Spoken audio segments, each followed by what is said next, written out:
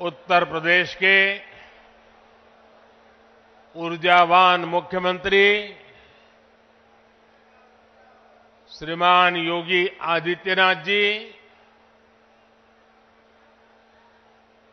पूज्य श्री अवधेशानंद गिरी जी, कल्कि धाम के प्रमुख आचार्य प्रमोद कृष्णम जी, पूज्य स्वामी कैलाशानंद ब्रह्मचारी जी, पूज्य सद्गुरु श्री जितेश्वर जी, विशाल संख्या में पधारे हुए भारत के भिन्न भिन्न कोने से आए हुए पूज्य संतगण और मेरे प्यारे श्रद्धावान भाइयों और बहनों, आज यूपी की धरती से प्रभु राम और प्रभु कृष्ण की भूमि से भक्ति, भाव और आध्यात्म की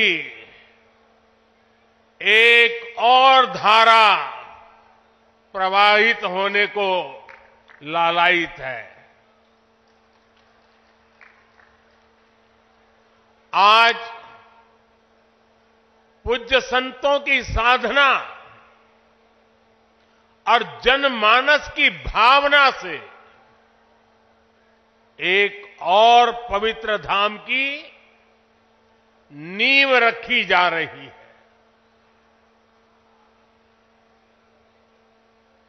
अभी आप संतों आचार्यों की उपस्थिति में मुझे भव्य कल्कि धाम के शिलान्यास का सौभाग्य मिला है। मुझे विश्वास है कि कल्कि धाम भारतीय आस्था के एक और विराट केंद्र के रूप में उभर कर सामने आएगा। मैं सभी देशवासियों को और विश्व के सभी श्रद्धालुओं को शुभकामनाएं देता हूं। अभी आचार्य जी कह रहे थे कि 18 साल की प्रतीक्षा के बाद आज ये अवसर आया है। वैसे भी आचार्य जी कई ऐसे अच्छे काम हैं जो कुछ लोग मेरे लिए ही छोड़ करके चले गए हैं।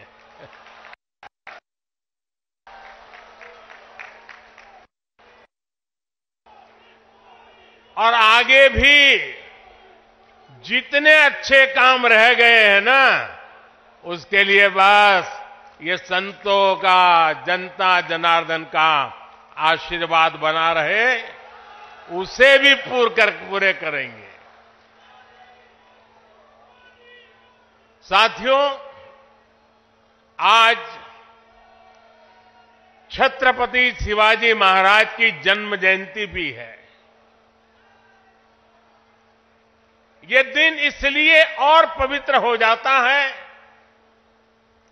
और ज्यादा प्रेरणादायक हो जाता है। आज हम देश में जो सांस्कृतिक पुनरोदय देख रहे हैं, आज अपनी पहचान पर गर्व और उसकी स्थापना का जो आत्मविश्वास दिख रहा है, वो प्रेरणा हमें छत्रपति शिवाजी महाराज से ही मिलती है। मैं इस अवसर पर छत्रपति शिवाजी महाराज के चरणों में श्रद्धापूर्वक नमन करता हूं, उन्हें श्रद्धांजलि अर्पित करता हूं। साथियों, पिछले दिनों जब प्रमोद कृष्णम जी मुझे निमंत्रण देने के लिए आए थे, जो बातें उन्होंने बताई, उसके आधार पर मैं कह रहा हूं कि आज जितना आनंद उनको हो रहा है, उससे अनेक गुना आनंद उनकी पूज्य माता जी की आत्मा जहां भी होगी उनको होता होगा।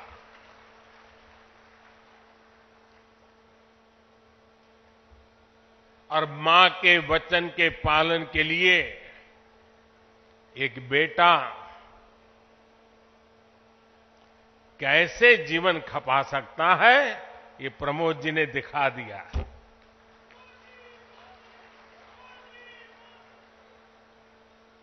प्रमोद कृष्णम जी बता रहे थे कि कई एकड़ में फैला ये विशाल धाम कई मायनों में विशिष्ट होने वाला है। एक ऐसा मंदिर होगा, जैसा मुझे उन्होंने पूरा समझाया अभी, जिसमें 10 गर्भगृह होंगे और भगवान के सभी 10 अवतारों को विराजमान किया जाएगा। 10 अवतारों के माध्यम से हमारे शास्त्रों ने केवल मनुष्य ही नहीं बल्कि अलग अलग स्वरूपों में ईश्वरीय अवतार को प्रस्तुत किया गया है। यानी हमने हर जीवन में ईश्वर की ही चेतना के दर्शन किए हैं। हमने ईश्वर के स्वरूप को सिंह में भी देखा, वराह में भी देखा और कच्छप में भी देखा।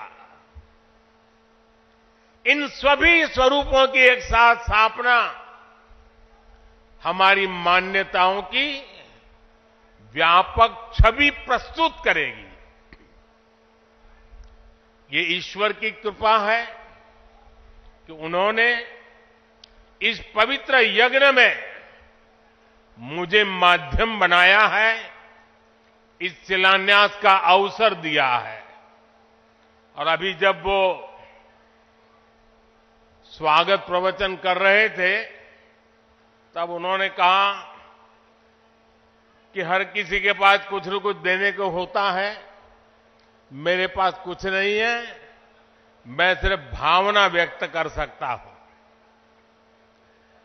प्रमोद जी, अच्छा हुआ कुछ दिया नहीं, वरना जमाना ऐसा बदल गया है कि अगर आज के युग में सुदामा श्री कृष्ण को एक पोटली में चावल देते, वीडियो निकल आती, सुप्रीम कोर्ट में पीआई हो जाती और जजमेंट आता कि भगवान कृष्ण को भ्रष्टाचार में कुछ दिया गया और भगवान कृष्ण भ्रष्टाचार कर रहे थे।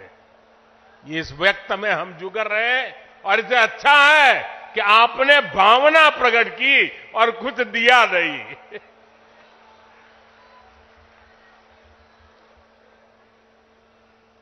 मैं इस शुभ कार्य में अपना मार्गदर्शन देने के लिए पधारे सभी संतों को भी नमन करता हूं। मैं आचार्य प्रमोद कृष्णम जी को भी बधाई देता हूं। साथियों, आज संबल में हम जिस अवसर के साक्षी बन रहे हैं, ये भारत के सांस्कृतिक नवजागरण का एक और अद्भुत क्षण है।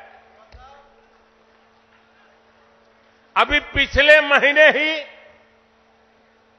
22 जनवरी को देश ने अयोध्या में 500 साल के इंतजार को पूरा होते देखा है। राम लला के विराजमान होने का वो अलौकिक अनुभव, वो दिव्य अनुभूति अब भी हमें भावुक कर जाती है। इसी बीच हम देश से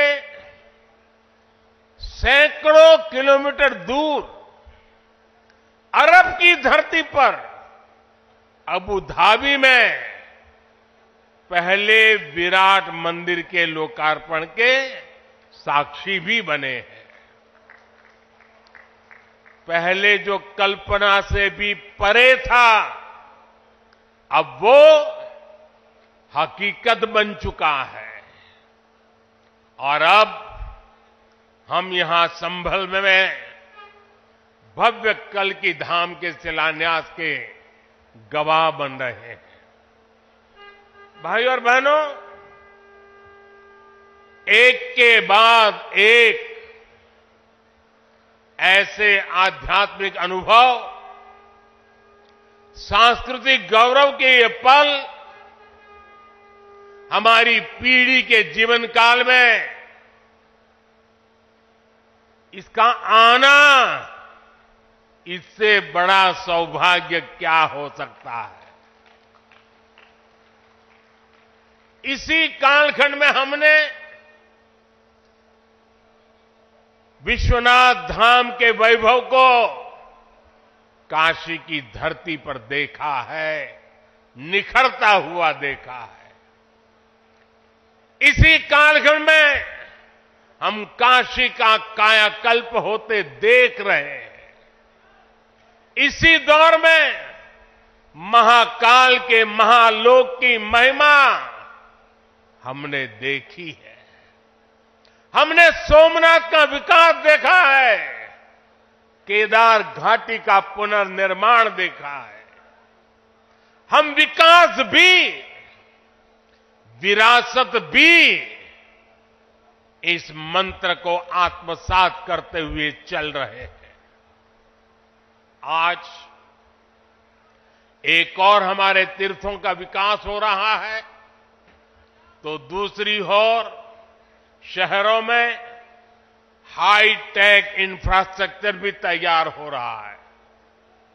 आज अगर मंदिर बन रहे हैं, तो देश भर में नए मेडिकल कॉलेज भी बन रहे हैं। आज विदेशों से हमारी प्राचीन मूर्तियां भी वापस लाई जा रही है और रिकॉर्ड संख्या में विदेशी निवेश भी आ रहा है। ये परिवर्तन प्रमाण है साथियों, और प्रमाण इस बात का है, समय का चक्र घूम चुका है। एक नया दौर आज हमारे दरवाजे पर दस्तक दे रहा है। ये समय है हम उस आगमन का दिल खोलकर स्वागत करें। इसलिए मैंने लाल किले से देश को विश्वास दिलाया था, यही समय है, सही समय है।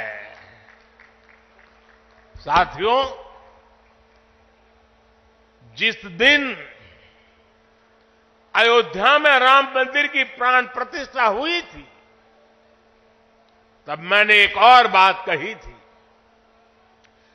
22 जनवरी से अब नए काल चक्र की शुरुआत हो चुकी है। प्रभु श्री राम ने जब शासन किया तो उसका प्रभाव हजारों वर्ष तक रहा।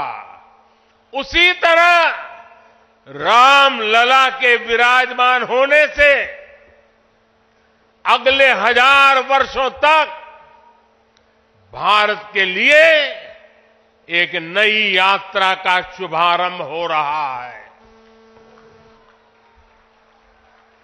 अमृत काल में राष्ट्र निर्माण के लिए पूरी सहस्त्र शताब्दी का यह संकल्प केवल एक अभिलाषा भर नहीं है, ये एक ऐसा संकल्प है जिसे हमारी संस्कृति ने हर कालखंड में जीकर दिखाया है। भगवान कल्कि के विषय में आचार्य प्रमोद कृष्णम जी ने गहरा अध्ययन किया है। भगवान कल्कि के अवतार से जुड़े कई सारे तथ्य और शास्त्रीय जानकारियां भी आचार्य प्रमोद कृष्णम जी मुझे बता रहे थे।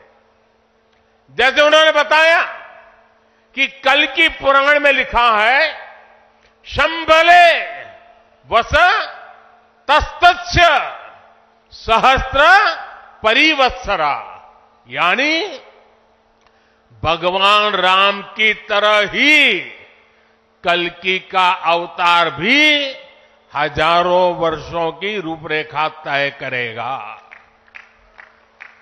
इसलिए भाइयों और बहनों, हम ये कह सकते हैं कि कल्कि काल चक्र के परिवर्तन के प्रणेता भी है और प्रेरणा स्रोत भी है।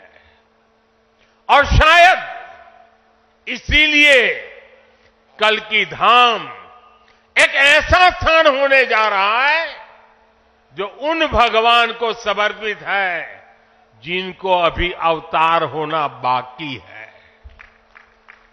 अब कल्पना करिए, हमारे शास्त्रों में सैकड़ों हजारों साल पहले भविष्य को लेकर इस तरह की अवधारणा लिखी गई। हजारों वर्ष बाद की घटनाओं के लिए भी सोचा गया। ये कितना अद्भुत है, और ये भी कितना अद्भुत है कि आज प्रमोद कृष्णम जैसे लोग पूरे विश्वास के साथ उन मान्यताओं को आगे बढ़ा रहे हैं, अपना जीवन खपा रहे हैं। वो भगवान कल्कि के लिए मंदिर बना रहे हैं, उनकी आराधना कर रहे हैं। हजारों वर्ष बाद की आस्था और अभी से उसकी तैयारी, यानी हम लोग भविष्य को लेकर कितने तैयार रहने वाले लोग हैं। इसके लिए तो प्रमोद कृष्णम जी वाकई सराहना के पात्र हैं। मैं तो प्रमोद कृष्णम जी को एक राजनीतिक व्यक्ति के रूप में दूर से जानता था, मेरा परिचय नहीं था। लेकिन अभी जब कुछ दिन पहले मेरी उनसे पहली मुलाकात हुई तो ये भी पता चला कि वो ऐसे धार्मिक आध्यात्मिक कार्यों में कितनी मेहनत से लगे रहते हैं। कल्कि मंदिर के लिए इन्हें पिछली सरकारों से लंबी लड़ाई लड़नी पड़ी, कोर्ट के चक्कर भी लगाने पड़े। वो मुझे बता रहे थे कि एक समय उन्हें कहा जा रहा था कि मंदिर बनाने से शांति व्यवस्था बिगड़ जाएगी। आज हमारी सरकार में प्रमोद कृष्णम जी निश्चिंत होकर इस काम को शुरू कर पाए हैं। मुझे भरोसा है कि मंदिर इस बात का प्रमाण होगी कि हम बेहतर भविष्य को लेकर कितने सकारात्मक रहने वाले लोग हैं। साथियों, भारत पराभव से भी विजय को खींच करके लाने वाला राष्ट्र है। हम पर सैकड़ों वर्षों तक इतने आक्रमण हुए, कोई और देश होता, कोई और समाज होता तो लगातार इतने आक्रमणों की चोट से पूरी तरह नष्ट हो गया होता।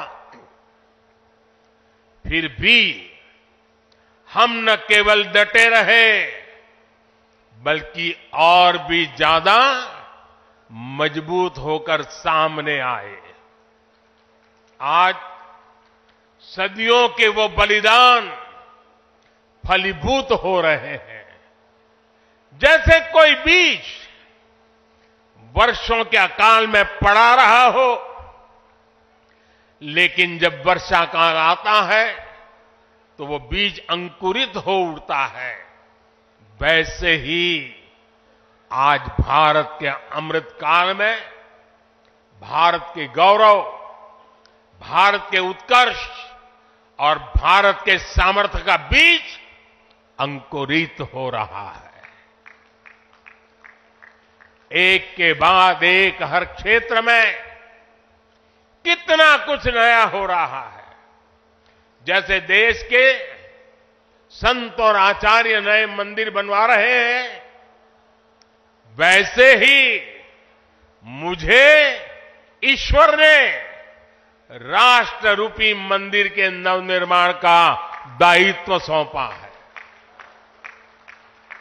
मैं दिन रात राष्ट्र रूपी मंदिर को भव्यता देने में लगा हूं, उसके गौरव का विस्तार कर रहा हूं। इस निष्ठा के परिणाम भी हमें उसी तेजी से मिल रहे हैं। आज पहली बार भारत उस मुकाम पर है जहां हम अनुसरण नहीं कर रहे हैं, उदाहरण पेश कर रहे हैं। आज पहली बार भारत को टेक्नोलॉजी और डिजिटल टेक्नोलॉजी के क्षेत्र में संभावनाओं के केंद्र के रूप में देखा जा रहा है। हमारी पहचान इनोवेशन हब के तौर पर हो रही है। हम पहली बार दुनिया की 5वीं सबसे बड़ी अर्थव्यवस्था जैसे बड़े मुकाम पर पहुंचे हैं। हम चंद्रमा के दक्षिण ध्रुव तक पहुंचने वाले पहले देश बने हैं। पहली बार भारत में वंदे भारत और नमो भारत जैसी आधुनिक ट्रेनें चल रही है। पहली बार भारत में बुलेट ट्रेन चलने की तैयारी हो रही है।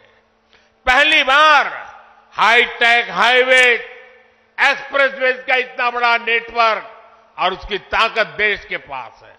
पहली बार भारत का नागरिक, चाहे वो दुनिया के किसी भी देश में हो, अपने आप को इतना गौरवान्वित महसूस करता है।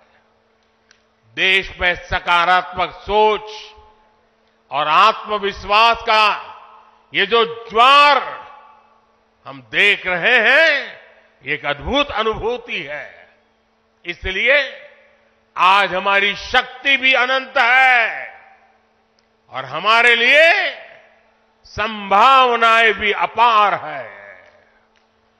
साथियों, राष्ट्र को सफल होने के लिए ऊर्जा सामूहिकता से मिलती है। हमारे वेद कहते हैं, सहस्त्र शीर्षा पुरुष, सहस्त्र शीर्षा पुरुष, सहस्त्राक्ष सहस्त्रपाद, अर्थात निर्माण के लिए हजारों, लाखों, करोड़ों हाथ है। गतिमान होने के लिए हजारों, लाखों, करोड़ों पैर है।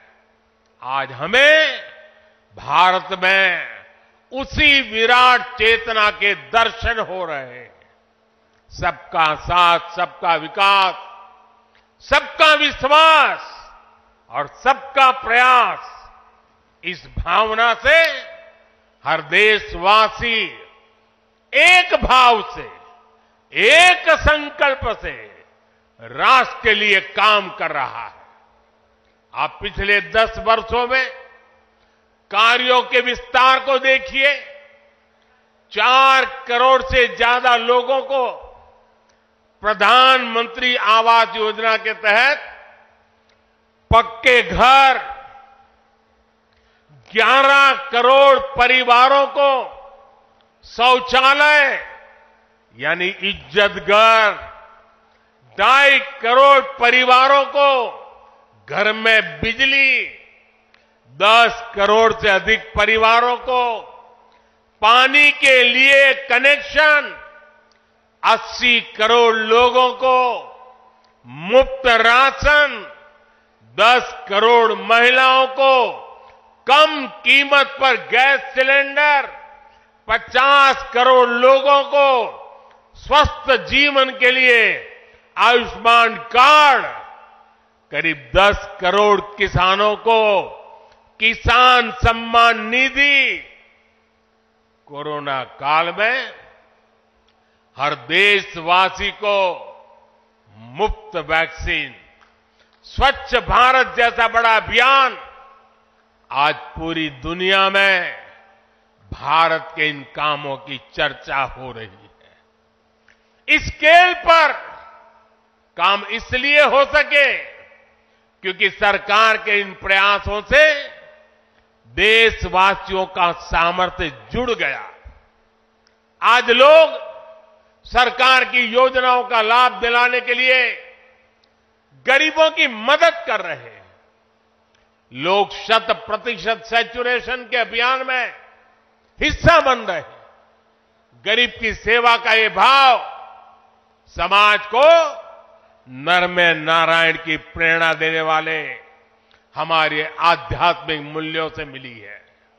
इसलिए देश ने विकसित भारत का निर्माण और अपनी विरासत पर गर्व के पंच प्राणों का आह्वान किया है।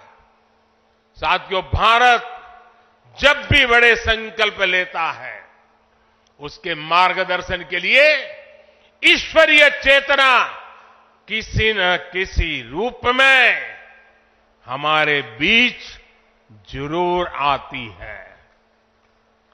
इसलिए गीता में भगवान श्री कृष्ण ने कहा, संभवामि युगे युगे, इतना बड़ा आश्वासन दे दिया है।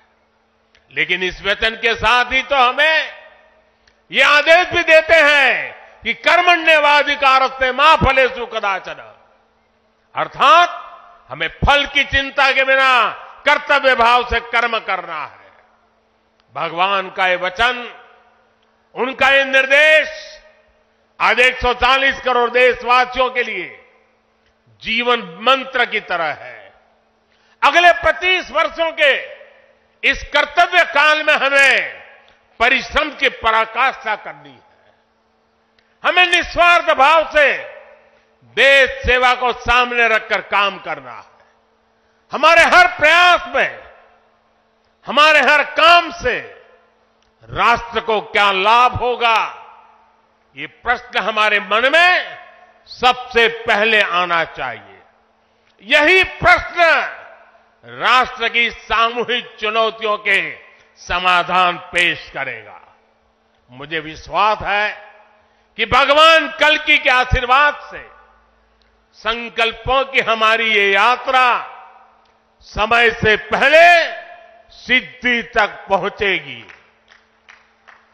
हम सशक्त और समर्थ भारत के सपने को 100% पूरा होता देखेंगे।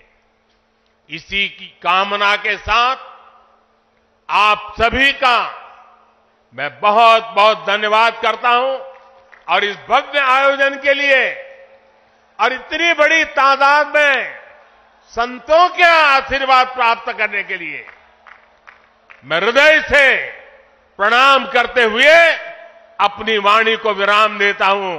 मेरे साथ बोले, भारत माता की, भारत माता की, भारत माता की। बहुत बहुत धन्यवाद।